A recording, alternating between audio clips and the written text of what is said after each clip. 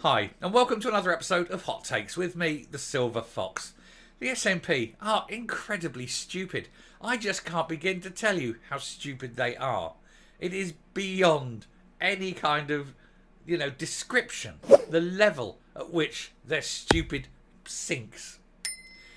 They have been told that spending money on independence is a party political matter. It should not be a governmental matter, and they shouldn't be spending taxpayers' money on it.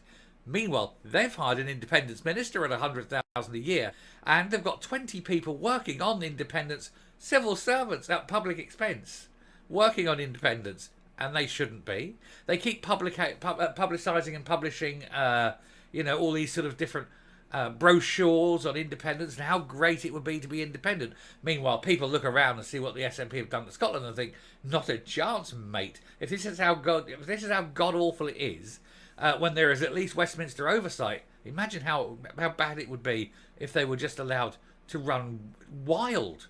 It would be awful.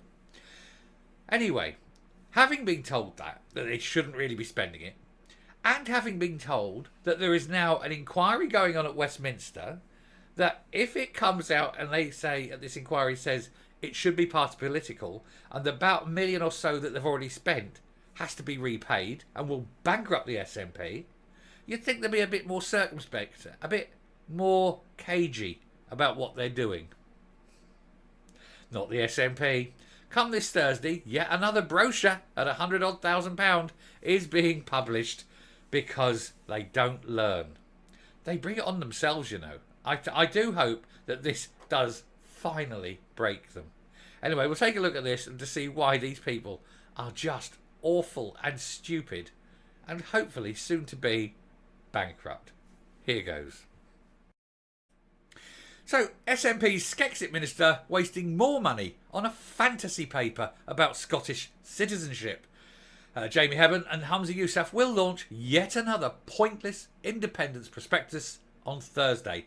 This one setting out the details of who would become a citizen following a leave vote in the referendum that isn't happening in October or anytime soon, or probably any time within the next 10 years.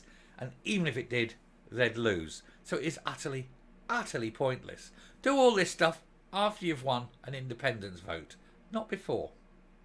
The SNP's controversial $98,000 a year independence minister, plus expenses near $120,000 a year, was accused of using taxpayers' cash to bankroll another fantasy document. Jamie Hebbon and his boss Humza Yousaf will launch the fifth in the Scottish Government series of papers on a separate Scotland on Thursday, despite Sunak's plans for another referendum in October having been ditched months ago, and indeed have been told that there's no way they're getting one. They even went to the Supreme Court, and the Supreme Court said, on your bike. This one will focus on citizenship. Again, pointless. There's no country to be citizens of. It's setting out details on who could become a Scottish citizen automatically and how others could qualify. It will also set out further details of how the SNP thinks Scotland could rejoin the EU, even though it can't. It's basically going to be not able to meet the requirements, one of which is it has to join the euro.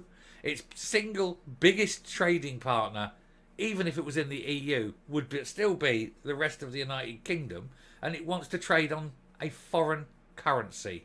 And of course you've got then also, as a member of the EU, all the different border problems and customs problems. And so that will slow trade down. Genius, aren't they?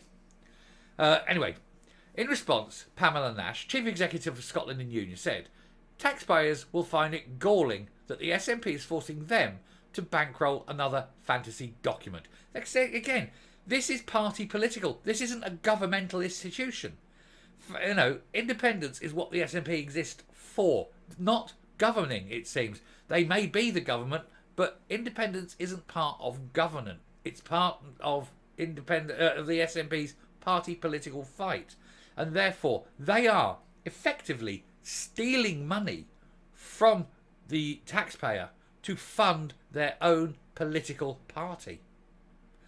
Think about that. They're thieves. They are thieving from the public purse. That's what they are. Anyway, while health, education and the economy are neglected, independence retains ministers' full attention. The SNP Green Coalition must end the spend on referendum plans. It's time for people's priorities, not the SNP's. I'd love someone to take them to court to prove that this should not be spent and that it is in fact the misuse of public funds, and that carries a great deal of punishment. That can include jail sentences. And as the leader, Humza Yousaf would be liable. Oh, I would pay good money to see him in prison alongside Nippy, Murrell, Beattie, Kirsten Oswald if we can get her inside, Gene Freeman, the lot. You know, it would be like Pokemon. Got to catch them all. Muck Pokemon. That's what it is. Anyway, Mr. Hebben's ministerial role has come under increasing scrutiny from the UK government amid concern that the SNP Green executive are wasting public money, just said, on party policies like independence. And that's why they're having this inquiry. The UK Supreme Court has made it clear the Constitution is reserved to Westminster, meaning that ministers and civil servants in Edinburgh are in effect preparing for something that is not going to happen. And by preparing, they mean spending public money on something that is not going to happen, and therefore theft. The paper in the Building a New Scotland series will also cover proposals for a Scottish passport, consular assistance for Scottish citizens travelling, living or working abroad. You know what? No, you haven't. You do all this after you've found out that you can be an independent country. Then you sit down and do the mechanics of it. It's pointless spending money doing this beforehand because it isn't going to happen, probably in Humza Yousaf's life. Mr. Hebben said independence would also enable us to take a fairer and more welcoming approach to citizens and make it easier for those who have made Scotland their home to settle here permanently. Well, that's a bit of a laugh considering Scotland is taking fewer immigrants than any other part of the country. Why is that, I wonder?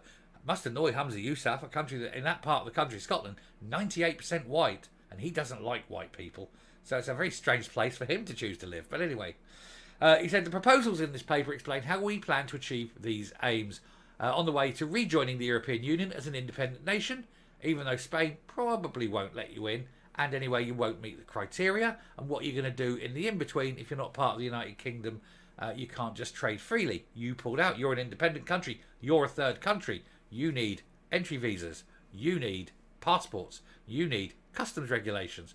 Have you worked all that out? You're talking all this, but you seem to think that you'll just be able to push your goods south of the border. Easy. Don't think so. The Irish situation is different because of historical differences and the Good Friday Agreement. There's no Good Friday Agreement sitting in Scotland's way. You go independent, bang, we could have an iron curtain up there. You could have a fence with a custom post. Passports, please. You know, bring your goods through. Where's your customs chit? Oh, we haven't got one. Take it back. Perfectly normal. It's normal behaviour. That's what happens outside external borders all over the place. You don't have the paperwork, you don't come in. They haven't even mentioned any of that. They just simply think, oh, we're an independent country now, but we're still going to trade freely with Britain. No. Anyway, the SNP's independence white paper for the 2014 referendum on the Scottish citizen would automatically be extended to British citizens who are habitually resident in Scotland and to British citizens who were born in Scotland, even if they're currently living outside of Scotland. Many no voters were offended by the idea of having their British citizenship automatically revoked, while Scots living elsewhere in the world were in danger of losing their British passport even though they didn't get a vote. Because this is the arrogance and the conceit of the SNP, who seem to think that they speak for every Scot. They don't even speak for half the Scots. Oh well, we'll find out what happens. Anyway, I shall come up here and round off the video. So there you go. Another what? £100,000 pissed away just so Humza and Hebben can get a hard on. Isn't it great? Meanwhile, people are going hungry.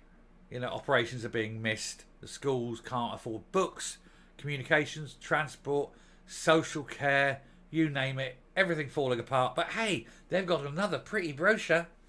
What a pair of tits. Anyway, it is Fantasyland. They're never going to get their referendum. And even if they did, they're going to lose it. They don't get it. They're perpetual losers.